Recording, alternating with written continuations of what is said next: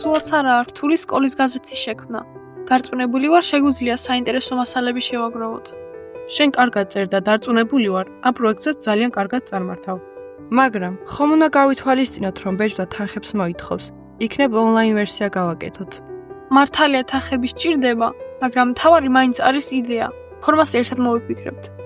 საჯაროდ მომიწევს წარდგენა, ვიცი, ძალიან სულად გამომივა და საქმეს გავაფუჭებ.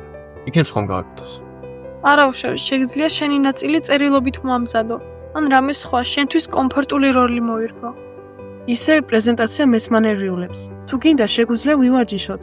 ასე რაღაცებს გავუსწრებთ კიდევაც ერთმანეთს. არ მგონია რამე გამომივიდეს, მაგრამ კარგი, ვცადოთ. მოდით, ინტერვიუებიც დავამატოთ. მე შემიძლია სკოლის ბიბლიოთეკარს დაველაპარაკო. თან ვფიქრობ, ინტერვიუებს ადვილად გავაკეთებ.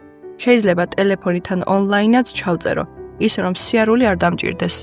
დარწმუნებული ვარ, ძალიან საინტერესო ინტერვიუს მოამზადებ და დიზაინზე ვინ იზრუნებს. უი, ეგ ნამდვილად შემიძლია.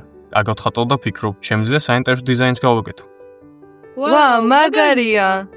რომ არ გამოგვივიდეს, ან ხალხს რომ არ მოეწონოს. თუ რამე შეგვეშლება, გამოვასწორებთ.